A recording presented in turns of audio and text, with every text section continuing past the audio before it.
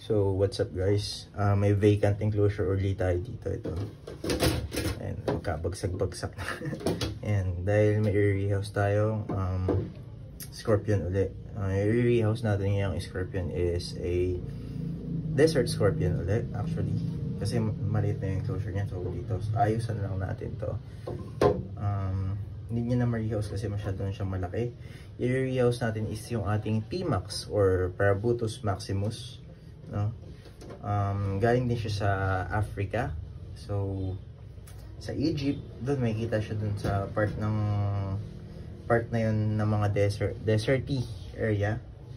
So ang P Maximus or Parabutus Maximus is isang venomous scorpion, no?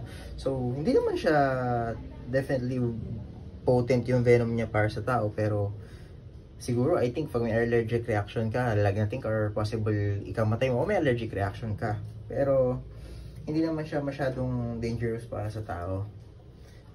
Medyo malaki nga pala siyang desert scorpion kasi kadalasan na nakikita nating desert scorpion is maliliit, no? So ito siya, ito yung need natin rehouse. Nalipat na natin kasi siya, nilagay na natin dito. So ayan siya. Ayan, tinatawag din nga pala siyang African blacktail, blacktail ba? Or nakalimutan, blacktail scorpion. Nakalimutan ko na kasi yung common name niya. So ito yung set up natin enclosure niya. Set up natin siya ng desert type na enclosure, no? So set up na muna natin siya. So ayan, natapos na natin yung enclosure niya, no? So lalagyan na lang natin tubig yung water dish niya, tapos i-rehouse na rin natin siya, no? Ayan, si Hellboy kung makikita niyo sa background, akala niya pagkain na naman to. So ayan siya, ito yung Scorpion natin, yung Parabutus Maximus. Ayan. Nalimutan ko na yung common name niya, so search niya na lang. mas madali kasi para sa akin matandaan yung scientific name. So ayan, lipat na natin siya, rehouse na natin. Feeling ko di natin need kasi matulas yung enclosure niya, laglag na lang natin. Ayan, so ayan, kung makikita niya na, lipat na agad natin siya, no? Lang kahirap-hirap. So pakita na natin yung finished product ng enclosure, no? So iakit ko lang siya sa patungan niya, and lalagyan ko muna ng tubig yung water dish niya. Ayan si Hellboy, na-attract. Ayan, kala niya food. Loko-loko talaga. So yeah, proceed na tayo para mapakita natin yung finished product ng enclosure niya. Ayan na, dito na siya, na-rehouse na natin. Ayan lang, simple desert setup lang, no? So baka may magtanong, ba't may water dish?